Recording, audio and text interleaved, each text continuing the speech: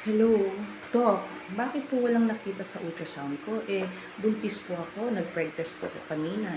Positive naman po sa pregnancy test. Ano po ba ang sagot doon? So, usually, mga kababaihan, pakinggan. So, ang una po nating nakikita sa first few weeks ng ating pagbubuntis, 4 to 5 weeks, minsan po ay gestational sac pa lang. Katulad po ng nakikita nyo sa itaas, yung first picture. Yan po ay gestational sac. After a few weeks, after a week po, 5 to 6 weeks, pwede po magkaroon na po yan ng yolk sac. So, yan po yung nakikita nyo sa second picture. And then, so after po natin mag-follow up, minsan po pinagpa-follow up po tayo ng ating OB after 2 weeks. So, dapat po by then, mga 6 to 8, 6 to 7 weeks, dapat po may embryo na po.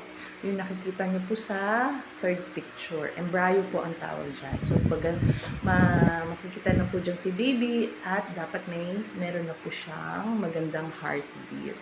So, ano po ang importance ng pagpapaprenatal sa first prenatal check-up? So, ang unang-una po, syempre dapat ma-determine po yung lokasyon. Ibig sabihin kung sa loob ba siya ng matres tumubo or sa ilabas. And then, syempre, yung pangalawa, para ma-determine po kung ilan po ang sanggol sa loob, ang ilan po ang embryo. So, baka po twinning or multiple pregnancies. Ang third po na reason bakit importante yung prenatal check-up sa first prenatal po is yung, syempre, viability.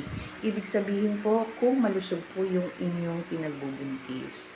So, tandaan mga mommies, huwag kakalimutan po na ang importansya po ng first prenatal check-up. Okay? So, sana po nakatulong ako today. Bye!